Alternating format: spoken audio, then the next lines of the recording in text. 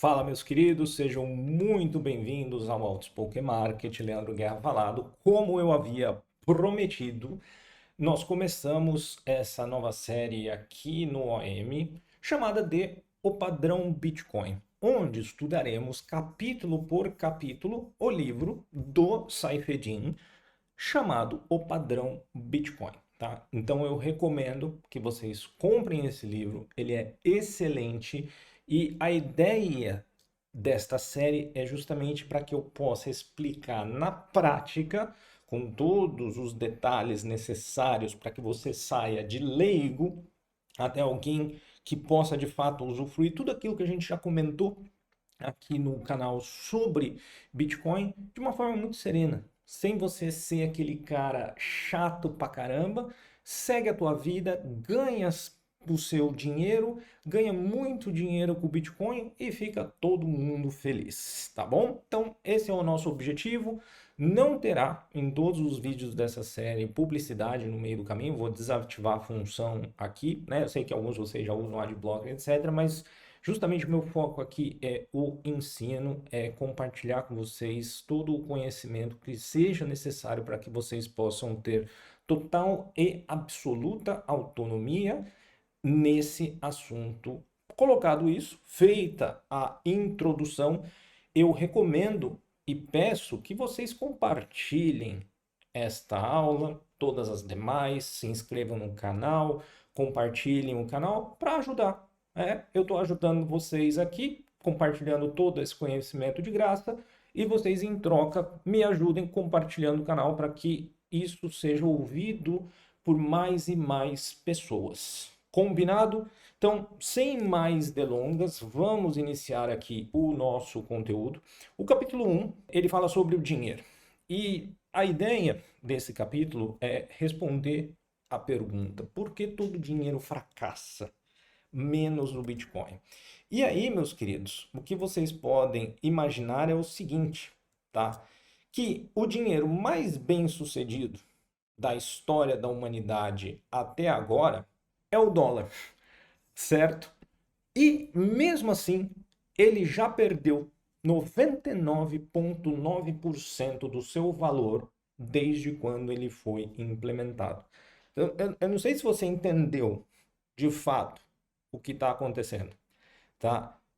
O dólar é o dinheiro mais bem sucedido da história da humanidade. E o dinheiro mais bem sucedido da história da humanidade até agora, a moeda mais bem sucedida da história da humanidade até agora, já perdeu 99,9% do valor na sua existência inteira.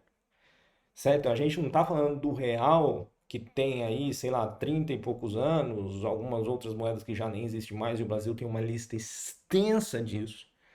Tá? Então, só para você ver e entender a dimensão do problema. E aqui a gente começa nesse primeiro capítulo, tá? Então, vou colocar aqui capítulo 1. A gente começa justamente com um resumo analítico do que é o dinheiro, tá? Então, se vocês verem eu mudando aqui o rosto, é porque eu estou com duas telas e uma tem a anotação, a outra tem a anotação que eu vou fazer aqui ao vivo, tá? Então, vocês me perdoem. Mas justamente falar sobre o dinheiro. E qual que é a primeira ideia que a gente pode ter sobre o dinheiro? Porque se você não entender, se você não entende o real que você tem, tá? Eu tenho aqui, para quem não sabe, eu moro na Itália, tá? Mas se você não entender isso aqui, ó, eu tenho aqui na minha carteira, uma nota de 2, tá? Aqui, ó, notinha de R$ 2, tá? Ou se você quiser ver aqui também, caiu aqui até uma moeda aqui no meu colo, tá? Ou se você quiser entender, eu tenho aqui uma nota de 10 euros na minha carteira, tá? Então, os R$ 2 ou 10 euros, tanto faz. Tá? Podia ter uma de dólar também, não importa. Se você não entender como esses caras aqui funcionam e qual que é o problema, ou são os problemas atrelados a eles, tá? Realmente fica difícil você tentar fazer alguma migração para um padrão Bitcoin. E ele, de fato, você nem precisa concordar com isso, não. Tá? Independentemente do Bitcoin, existem problemas estruturais nesse nosso dinheiro. Certo? Se a gente precisa entender quais são esses problemas para que a gente possa consertá-lo. É primordial que isso aconteça, tá? Então a primeira coisa que você vai pensar é o seguinte: bem, dinheiro, de um modo geral, seja dólar, seja conchinha do mar, seja pedrinha colorida, papelzinho colorido como esses daqui. O dinheiro é uma ferramenta, tá, de cooperação econômica. Por quê? Econômica, tá? Por quê? A gente tem um problema que o dinheiro resolve, que é o escambo, certo? Então, eu crio porco, outra pessoa cria galinha, eu estou interessado, cansei de comer só porco, quero comer galinha, o cara da galinha cansou de comer galinha, quer comer um porco, e aí, como é que a gente troca o porco pela galinha? A gente tinha o escambo direto. Então, só que para isso, as duas pessoas precisam ter exatamente o que a outra deseja, que é aquilo que a gente chama de dupla coincidência de desejos, tá? Dupla coincidência de desejos. Então, em um certo modo, isso vai acontecer, tá?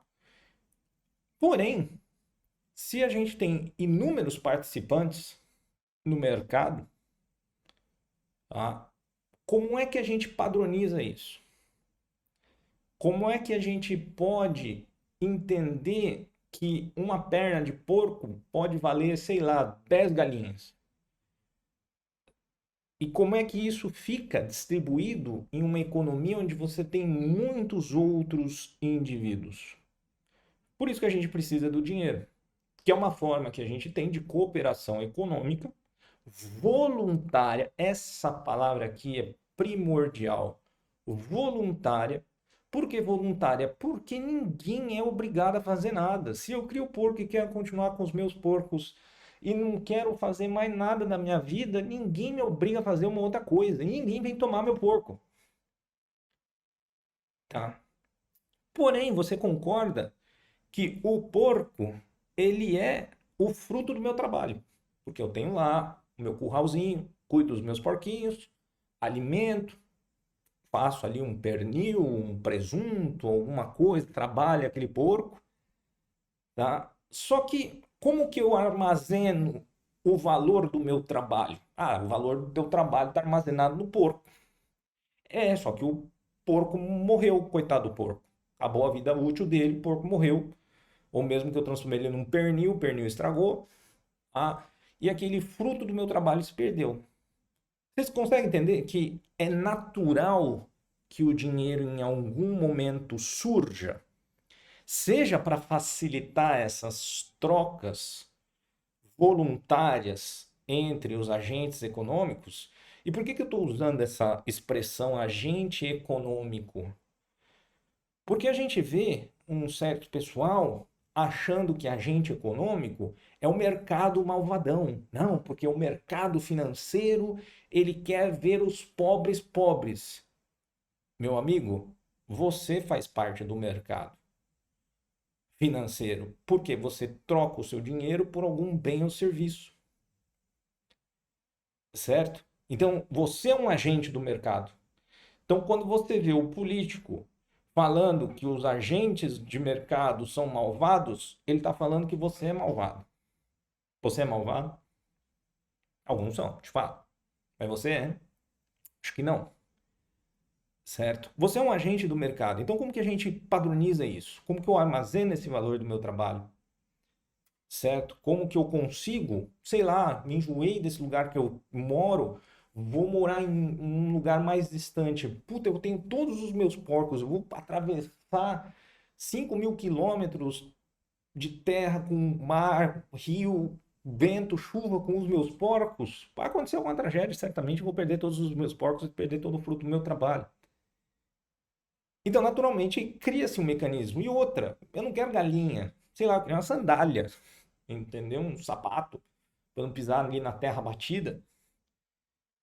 Então, a gente precisa resolver esse problema, tá? Então, o dinheiro, ele é uma tecnologia. Que a gente, às vezes, também pode associar a palavra tecnologia, tá? Como algo que seja eletrônico, né? Não.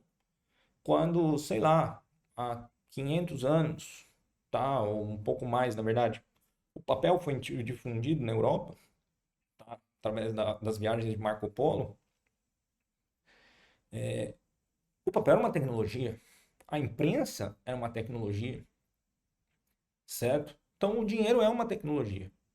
E ela permite a troca entre pessoas que não se conhecem, tá? Ou eventualmente ele pode ser armazenado, presta atenção nisso, pode ser armazenado para que uma troca futura ocorra. Então eu não quero trocar agora. Eu tenho tudo que eu preciso agora. Mas daqui a um ano talvez eu tenha. E é primordial que esse dinheiro que eu tenho, daqui a um ano, ele tenha o mesmo valor. Concorda comigo? Esse dinheiro tem que ter o mesmo valor. Certo? Senão deu tudo errado. Beleza. Então, posto ou colocados esses conceitos, tá? O que é dinheiro? Ou quais são as características, na verdade, que o dinheiro precisa ter, certo? Para que ele facilite todos esses pontos que eu estou aqui mencionando, certo? Primeiro, você tem que pensar que o dinheiro ele tem que ser, obviamente, né? Ah, Leandro, meio de troca. Exato, meio de troca. Para eu adquirir bens ou serviços. Ele precisa ser uma reserva de valor. Lembra? Acabei de falar. Puta, eu não preciso de nada agora. Mas no ano que vem eu quero, tá? E ele precisa ser uma unidade de conta. Então eu preciso saber que uma galinha, tá? Um pé de galinha custa 2 dinheiros. Um porco inteiro custa 100 dinheiros. Eu preciso saber ter uma referência comum para precificação. Então ele precisa ser unidade de conta. Correto? Correto. Então, essas funções, tá? Elas teoricamente, elas são independentes entre si. Porque lembra, o porco pela galinha era uma unidade de troca. Só que o porco não é uma reserva de valor, porque o porco morre e apodrece, e a galinha também. Poderia ser uma unidade de conta? É, eu quero comprar ali aquela cabana lá, vai 10 porcos ou 100 galinhas. É muito prático, mas poderia, tá? Então você tem que achar um elemento que ele consiga satisfazer essas três funções complementares, tá? Sendo que essa daqui, a função de troca, é a mais importante delas. Alguns dizem, porque sem elas outras duas não se sustentam, tá? E de fato, porque alguém pode falar, não, Leandro, o mais importante é a reserva de valor. Tá, mas se tem alguma coisa que preserva o valor, mas se depois você não pode trocar, que valor ela preservou? Tá? Então, esses pontos são fundamentais, certo? Então, com isso, a gente consegue entender o conceito de dinheiro de cooperação econômica e as propriedades que o dinheiro precisa ter, tá? No livro, o autor fala de uma coisinha que do inglês é salability, né? Se a gente fosse traduzir para o português, salabilidade. Eu não sei como é que está escrito isso na versão portuguesa, porque em língua portuguesa, perdão, porque eu li o livro em inglês, tá? Mas vamos pensar em salabilidade, tá? Que na verdade isso daqui, para ficar mais simples, pegando o conceito ali do livro, é a facilidade na qual um bem pode ser vendido com mínima perda de valor, tá? Então, para isso poder acontecer, você precisa de três dimensões, tá? A primeira é o tempo, a segunda é o espaço e a terceira é a escala. Aqui, meu amigo, você olha e se fala, Leandro, eu não imaginava que dinheiro tinha a ver com essas coisas que você falou agora. É, é legal pra caramba, né? É muito legal. Que a gente pensa, tem aqui a notinha que eu ganho ali, os merreca no fim do mês, trampo, trabalho, faço ali um bico, levo uns Uber, beleza. E que é dinheiro? É isso aqui. Se você chegar para o ministro da Economia, tá? Ele não sabe isso aqui. Ele não sabe. Porque se soubesse, ele não fazia as coisas que ele faz. Tá? E não é só do Brasil, não. Dos outros países do mundo também. Então, por que a gente precisa ter essas três dimensões? Tempo, espaço e escala. Tá? O tempo, ele é necessário porque no futuro o meu dinheiro precisa manter o valor. Tá? Pega o porco. O porco, ele tem uma baixa salabilidade no tempo. Porque ele vai perecer. Seja ele vivo ou seja ele transformado em alguma coisa. Agora o ouro. O ouro é alto. Você pegar uma pepita de ouro do século XV, ela está aqui até hoje. Salvo se ela não foi perdida, né? Mas ela pode ter sido transformada, mas é o mesmo ouro. Então o ouro tem uma alta salabilidade temporal. Depois você precisa o quê? De uma salabilidade espacial. Lembra que eu falei? Me enchi o saco desse lugar, eu quero ir morar em outro lugar. Então eu tenho que ser transportado, ou poder transportar. Eu posso transportar os meus porcos, como eu disse, mas o risco de acontecer alguma coisa com os porcos vai ser enorme. Agora, eu posso transportar a minha casa? Vocês aí comprarem imóvel, você pode transportar a sua casa? Não, você vai ter que vender a sua casa, ou seja, você vai ter que converter a sua casa, que tem baixa salabilidade espacial, por alguma coisa que tem uma alta salabilidade espacial, que é o ouro, por exemplo, a nota de dinheiro. Por quê? Porque você pode transportar. É mais fácil você transportar um ouro, né, algumas pepitas ou algumas notas de dinheiro do que eventualmente você transportar uma casa. Tá? Então aqui tem de fato a, a ideia do transporte. Eu tenho a necessidade, tá, de levar isso para frente. E também de ser negociado, obviamente. Depois eu tenho a escala, tá? Eu posso ou eu tenho que poder fracionar, ou seja, dividir em pedaços menores sem perder valor, sem perder valor. Volta ao exemplo do coitado do porco. Tem um porco inteiro. Vamos fatiar o porco? Vamos fatiar o porco. Só que se você ficar com o nariz do porco ou com a orelha do porco, é diferente do cara que ficou com o pernil do porco. Então, diferentes pedaços do porco terão valores diferentes. Ou seja, o porco como um todo, se for fracionado, ele perde valor. Agora, se você pega uma pepita de ouro, uma barra de ouro, igual o Silvio Santos dava, obviamente, se você fracionar essa barra de ouro, tá? Ela perde valor só porque você diminuiu o tamanho. Mas no mesmo pedacinho de ouro, que tem a mesma dimensão, o mesmo peso daquele outro pedaço de ouro, mesmo volume de outro pedaço de ouro, eles vão valer exatamente a mesma coisa. Mas 1 quilo de orelha de porco não vale a mesma coisa que 1 quilo de pernil de porco.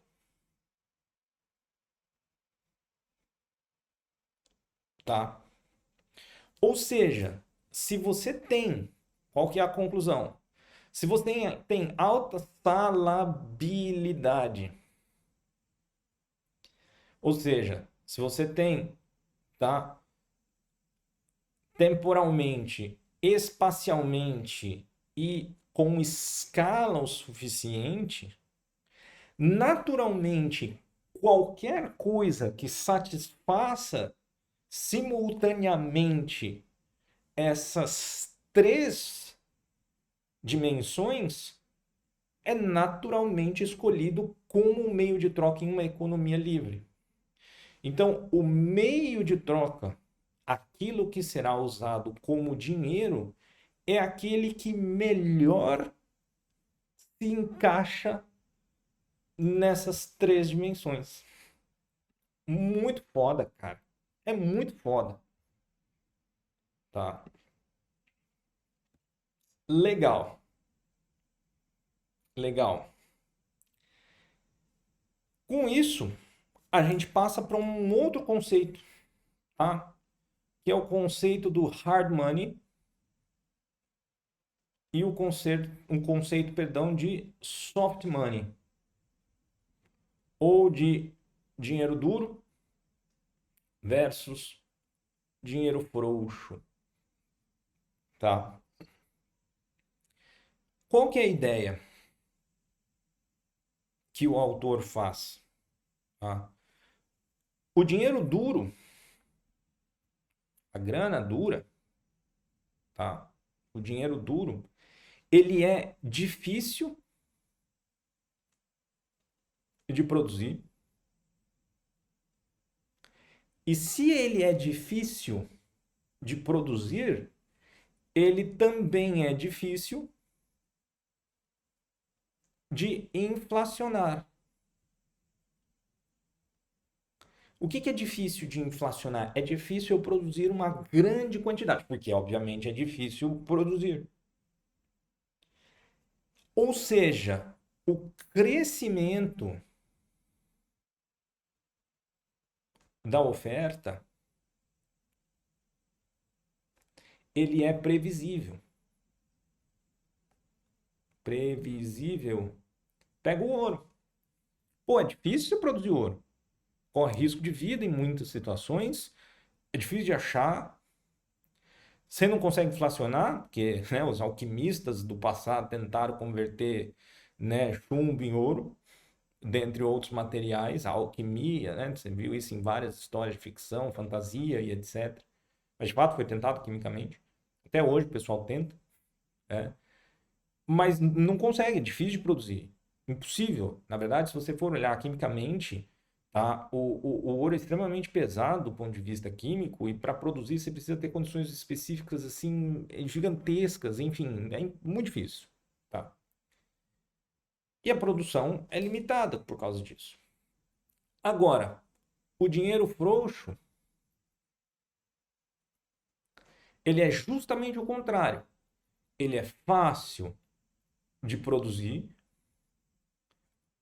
e, portanto, ele é fácil de inflacionar. Ha, o real, o euro. Você vai lá e imprime, amigão. Você, governo, tá? É simples.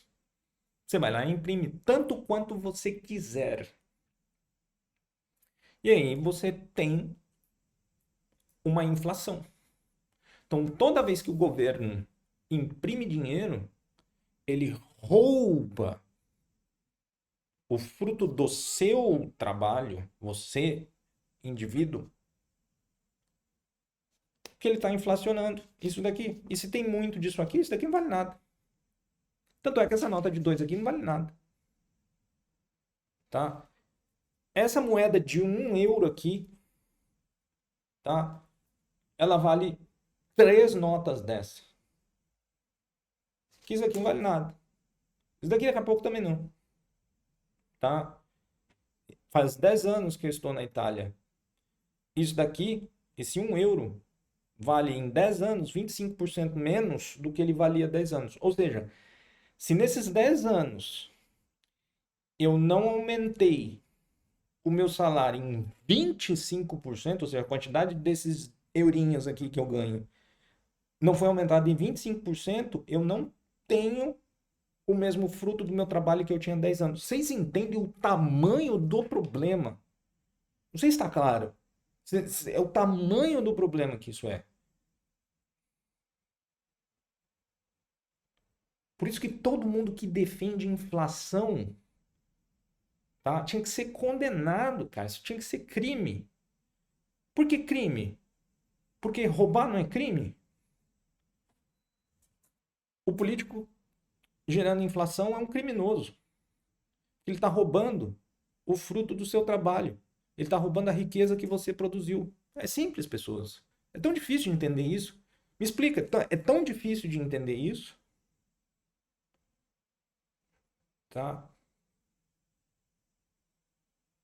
Amigos keynesianos, sério que vocês não conseguem entender isso? Sério que vocês não têm essa mínima capacidade intelectual de entender isso? E de achar que aumento da base monetária de alguma forma é benéfico para a economia? Tá?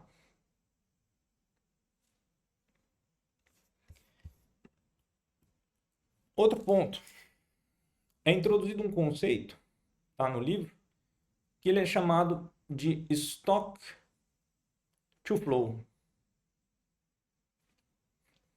Você entendeu?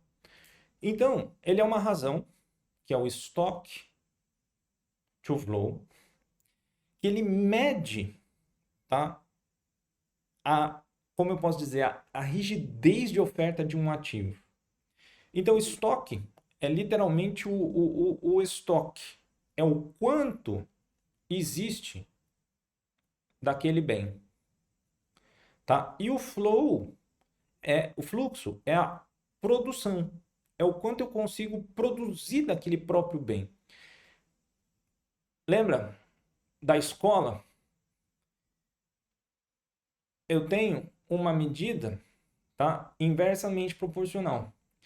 Se a minha produção é baixa, tá, e o estoque é constante, o que acontece com essa razão? É alta.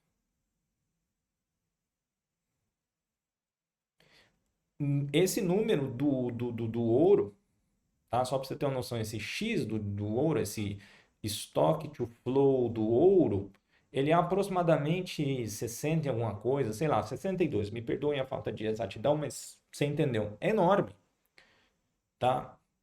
Porque a produção anual de ouro, ou seja, o Fzinho do ouro, ele é muito baixo frente ao estoque que existe. Naturalmente, quando eu produzo mais, eu também aumento um pouco do estoque, tá? E aqui, pessoas, a sua cabeça, as vossas cabeças explodem, porque o estoque do Bitcoin, tá? Ele é fixo em 21 milhões de moedas. Não tem mais do que 21 milhões de Bitcoins. E a produção do Bitcoin, ela decresce a cada 4 anos, que é o halving. O stock to flow do Bitcoin tende ao infinito. Pim. Por isso que eu falo para vocês, o Bitcoin vai valer 10 milhões de dólares, 100 milhões de dólares. Gostaria de estar vivo para ver isso acontecer. Mas vai. Se não for na minha geração, vai ser na geração seguinte. Máximo duas gerações para frente. Mas vai. É inevitável. Eu não sei se vocês conseguem se dar conta que é básico, é simples, é inevitável. Tá? Inevitável.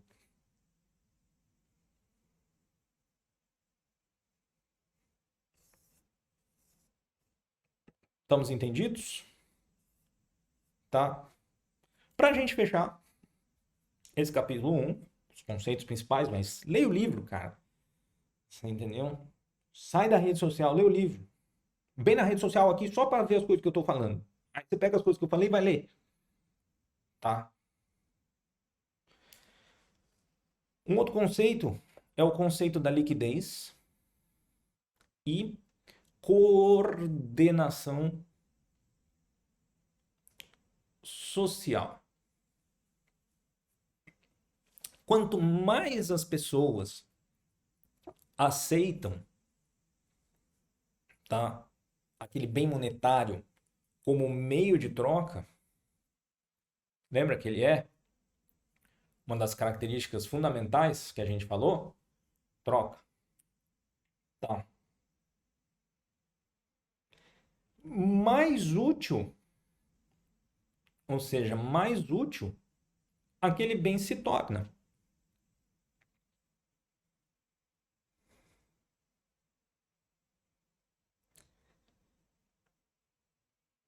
Você aceita banana como um salário? Você vai lá no escritório, você vai lá no teu Uber, você vai lá no teu iFood, sei lá, qualquer emprego que você tem no seu escritório, no teu comércio. Você aceita banana como meio de troca? Se alguém chegar e falar, "Ô, eu queria um café, tem aqui um cacho de banana. Tocou ali o cacho de banana em cima do balcão. O cara do café vai aceitar? Não vai. Só que chega o cara do café, aí chegou outro, chegou 10 clientes oferecendo banana em troca do café.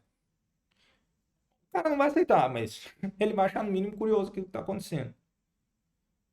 Se a banana fica rara, porque agora não estão produzindo mais banana, porque estão produzindo outra coisa, e a banana volta a ficar difícil, as pessoas até podem começar a considerar se ela fosse importante. Você entende o exemplo? Mas a banana, obviamente, a banana tem um problema, ela vai perecer no tempo, né? Ela não tem a reserva de valor. Se banana fosse uma coisa amplamente aceita como forma de pagamento, ela seria útil pra caramba. Só que o estoque por flow, né? O estoque to flow da banana, tá? Ia ser bem mais baixo do que ouro, do que outra coisa, tá? Mas qual que é a ideia disso? Essa aceitação generalizada, que é o efeito de rede, tá? E se a banana durasse no tempo, se você pegasse um cacho de banana hoje, daqui 50 anos se voltasse, aquele se ainda tinha um cacho de banana do mesmo jeito, a banana poderia ser considerada. E se várias pessoas fizessem isso, pô, legal. O ouro dá para fazer isso, não dá? Todo mundo gosta de receber ouro. Mas tem uns que não gostam, que falam, meu, como é que eu vou fazer esse negócio aí, cara? Como é que eu vou trocar isso por dinheiro? Puto, vou lá no cara da Praça da Sé que compra ouro, você entendeu? Ele vai me dar metade daquilo que vale, você entendeu? Mas se existe um grau de confiança coletiva, tá? Que é o efeito de rede, mais valor ele tem. Então, meia dúzia de gato pingado conhece o Bitcoin hoje. Vamos ser sinceros. E ele, mesmo assim, já vale 100 mil dólares. Eu vou repetir, caso você não tenha entendido. É uma meia dúzia de gato pingado que conhece o Bitcoin. E mesmo assim, ele já vale 100 mil dólares. Imagina quando ampliar, tá? É inevitável, pessoas. Meus queridos, neste capítulo, para a gente conceituar e pontuar, a gente percebeu quais são as bases teóricas e fundamentais com o dinheiro. Com esse capítulo aqui, só esse. Leandro, eu sou preguiçoso, não leio nem gibi. Não leio nem capa de revista quando eu estou no banheiro.